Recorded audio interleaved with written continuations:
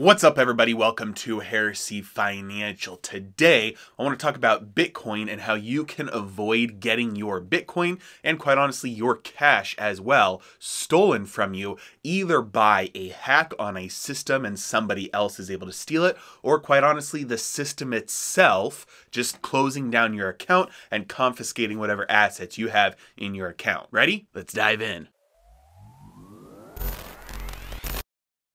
Bitcoin is having another monster day today for the first time again since 2017 when Bitcoin was in its bubble then. But for the first time since then, Bitcoin has broken back above $16,000. It's currently at $16,195. And based on the chart, it actually looks like it might be headed higher from here. Now, more and more people are learning about Bitcoin and starting to dip their toes in the water. And the higher it goes and the more government destroys our money, the more people look for an alternative to their fiat or their government's issued money.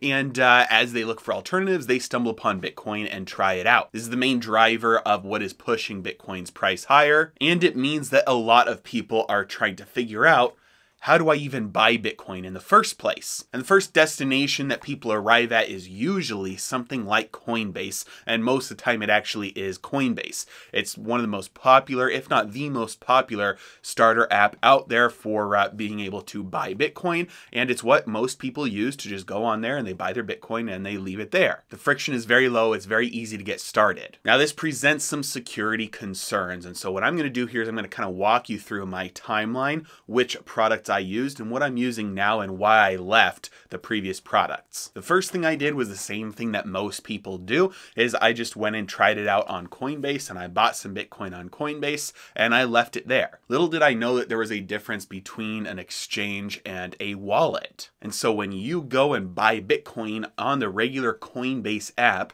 and then just leave your Bitcoin there, that's leaving it on the exchange basically. So if you want to think of this in different terms, like in terms of gold, this would be like going and buying gold, but leaving it in the vault that you bought it from. Now, it's obviously much more secure if you take delivery of that gold and you go put it in your safe at home or you bury it in your backyard, right? Well, that's the same thing as taking your Bitcoin that you bought off the exchange and placing it in your own wallet. Now, Coinbase has a wallet. It's a separate app, but there are other wallets as well made by other companies, other apps, and there are hardware wallets as well. But we'll get into that in a moment. Pretty soon after I started using Coinbase, I started seeing more and more stories of people saying, Coinbase closed my account, they locked me out, and now I can't get back in to get my money out. Or you saw stories of, I had all my money in Coinbase and then all of a sudden, all my money left and somebody took it and I don't know where it went and I don't know how to get it back. And Coinbase is not known for having the best customer service. So pretty quickly after I started with Coinbase,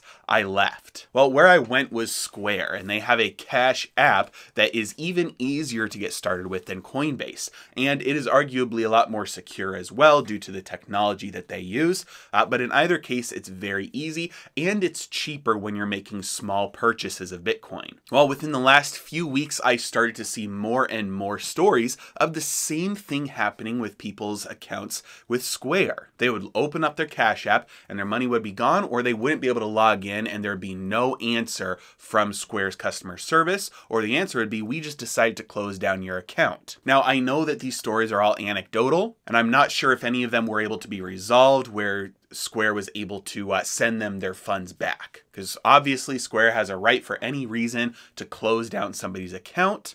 What they don't have a right to do is just to hold on to their money though. And so similar things have happened with brokerage accounts where you're trading stocks somewhere and then one day you try and log in and you can't log in. You call them up and they say, yeah, we closed down your account. We don't want you to be our client anymore. But they're not able to just confiscate your funds. They have to send your funds somewhere wherever you want to trade next. But in either case, I did not want to be at the mercy of trying to get in touch with a customer service team that I can only contact over chat or instant message. And so I stopped using Square as well. Now, like I mentioned earlier, there's a difference between an exchange and a wallet. And so the most secure way to store your Bitcoin is the same thing as the most secure way to store your gold, in your own possession. So that would be on a hardware wallet. But if that's a little bit too inconvenient for you, or you don't want to fork over the $100 for a nice hardware wallet, there are software wallets that you can use as well. They're apps that you download on your phone, and then you go and purchase your Bitcoin on an exchange and immediately transfer it over to your wallet. Now, full disclosure, I actually still use Square for my stacking sats. It's just too easy to not use. It's on an automatic purchase every single week, and in doing so, I take advantage of the volatility. It's dollar cost averaging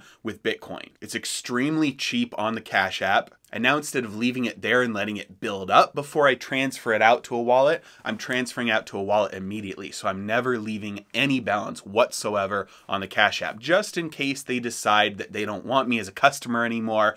I'm not out anything. Now, for larger purchases, I use Kraken Pro, and this app is fantastic. I love Kraken Pro, and as an exchange, they're one of the most secure, if not the most secure, crypto exchange out there. And so if you haven't settled on a specific wallet that you want to use yet, and you're going to leave some Bitcoin on an exchange, Kraken is probably one of the safer ones to do that with. But pretty much everyone will tell you as soon as possible, and even on Kraken's website, they say you probably shouldn't leave your Bitcoin here. Even though we're very secure, you should probably transfer it out to your own wallet. So there's two wallets that I like. Number one, for a software wallet, I really like Edge. They've got a really nice iOS app, and they've got a really nice Android app as well, and they're very easy to use.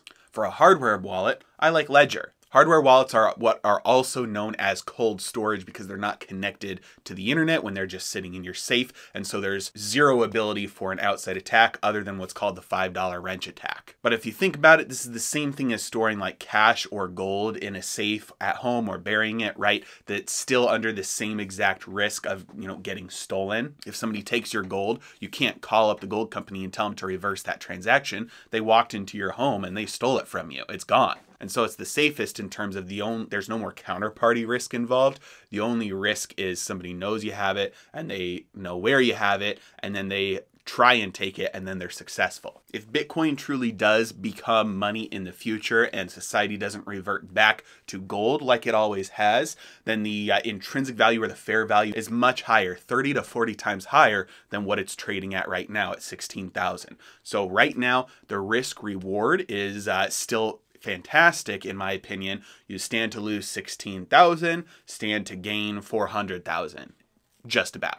And in my opinion, it's also binary. There's really no outcome in which Bitcoin kind of becomes a little bit more valuable and goes to like 100,000 or 50,000 and just kind of stays there. It either becomes adopted as base reserve money or it doesn't and goes to zero. So if you're just getting started or you've been using Coinbase or Square or one of these other apps that might not be as secure, go and do a little Google search and type in Coinbase stole my money or the Cash App stole my Bitcoin, and just see how many stories there are from people saying this kind of thing happened to them. And do it with whoever you're using to see if it's similar on your platform. That should give you enough motivation to say, hey, it's not worth putting my hard-earned money at risk. I'm going to use my own wallet. And so all of my recommended services like Kraken and Edge and Ledger, they're all linked in the description below. Some of them are affiliate links, and so on some of them I might get a small commission if you use my link. As always, I really appreciate you guys. You're the best. Have a great day.